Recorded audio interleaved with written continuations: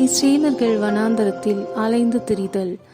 இஸ்ரேலரோடு கடவுள் பண்ணின உடன்படிக்கையினால் தாம் அவர்களுக்கு கொடுத்த கட்டளைகளுக்கு அவர்கள் கீழ்ப்படிந்து நடக்கும்படி சொன்ன பின்பு அவர்களை சீனாய் மலையிலிருந்து அவர்களுக்கு வாக்களித்த நாடாகிய கானானுக்கு நடத்தினர்.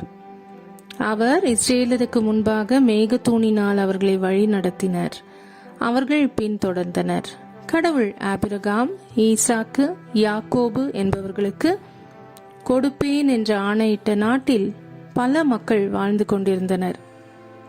அவர்கள் கானானியர் என்று அழைக்கப்பட்டனர்.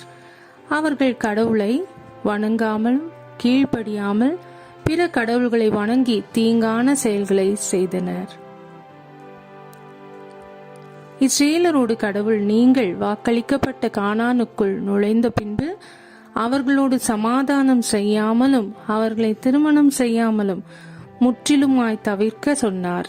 ஏனெனில் நீங்கள் எனக்கு கீழ்ப்படியாமல் அவர்களுடைய பிற கடவுள்களை சேவிப்பீர்கள் என்றார்.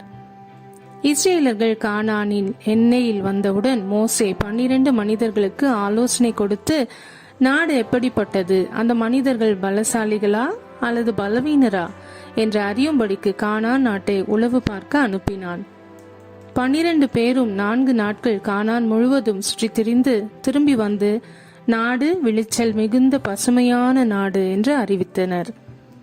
அவர்களில் 10 பேர் அந்த நகரம் மிகவும் வலிமையானது, அதிலிருக்கும் மனிதர்கள் ராட்சதர்களை போன்று இருக்கிறார்கள், நாம் அவர்களை நெருங்கினால் நிச்சயமாக நம்மை கொன்று போடுவார்கள் என்றனர்.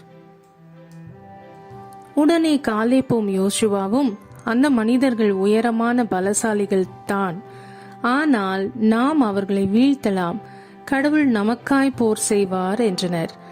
அவர்கள் காலேப்பும் யோசுவாவும் சொன்னதை கேளாமல் மக்கள் கோபமடைந்து மோசே, ஆரோன் என்பவர்களிடம், ஏன் எங்களை இப்படிப்பட்ட மோசமான இடத்திற்கு கொண்டு வந்தீர்கள்?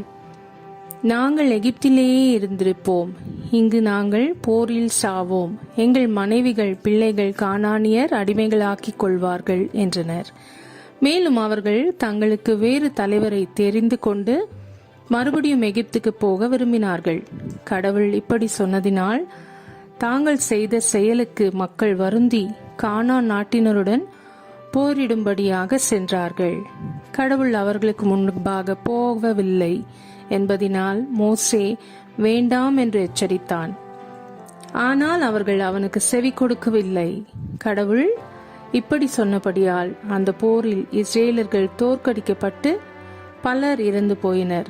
பின்பு அவர்கள் கானானில் இருந்து திரும்பினர். அதன் பின்பு 40 வருடம் பாலைவனத்தில் அலைந்து திரிந்திருந்தனர்.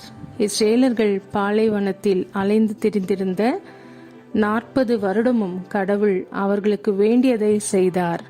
மன்னா என்று அழைக்கப்படும் அப்பத்தை வானத்திலிருந்து வரும்படி செய்தார். அவர்கள் இறைச்சி சாப்பிடும்படிக்கு காடைகளை பாளையத்தில் விழும்படிக்கு செய்தார். அந்த 40 வருடமும் அவர்களுடைய துணியையும் செருப்பையும் சேதமடையவில்லை. கடவுள் அற்புதமாக பாறையிலிருந்து குடிக்க தண்ணீர் வரும்படி செய்தார். ஆனாலும் இஸ்ரேலர்கள் கடவுளுக்கும் மோசேக்கும் விரோதமாய் பேசினார்கள். ஒரு சமயம் மக்களுக்கு தண்ணீர் இல்லாதிருந்தது. எனவே கடவுள் பாறையை பார்த்து பேசும்படி மோசேயிடம் சொன்னார். ஆனால் அவன் பேசாமல் தன் கோலினால் அந்த பாறையை அடித்தான்.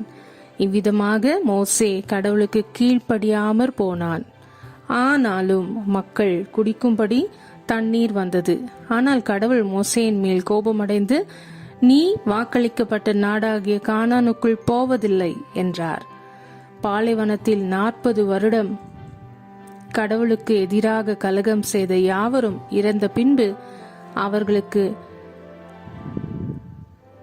வாக்களிக்கப்பட்ட நாடாகிய கானானுக்கு பக்கத்தில் மறுபடியும் அவர்களை நடத்தி சென்றார். வயதாயிற்று. எனவே யோசுவாவை மோசேக்கு உதவியாக இருக்கும்படி கடவுள் தெரிந்து கொண்டார். அவர்களுக்கு மோசேயை போல வேறொரு இறைவாக்கினரை ஏற்படுத்துவதாக முன்னமே மோசேயிடம் கடவுள் சொல்லியிருந்தார். பின்பு மோசே மலையின் மேல் சென்று வாக்களிக்கப்பட்ட கானான் நாட்டை பார்க்கும்படி சொன்னார். மோசே அதை பார்த்தான். ஆனால் கானானுக்குள் பிரவேசிக்க கடவுள் சம்மதிக்கவில்லை. பின்பு மோசே மரித்தான். மக்கள் அவனுக்காக 40 நாள் துக்கமாயிருந்தனர். யோசுவா கடவுளை நம்பி அவருக்கு கீழ்ப்படிந்ததினால் அவன் புதிய தலைவன் ஆனான்.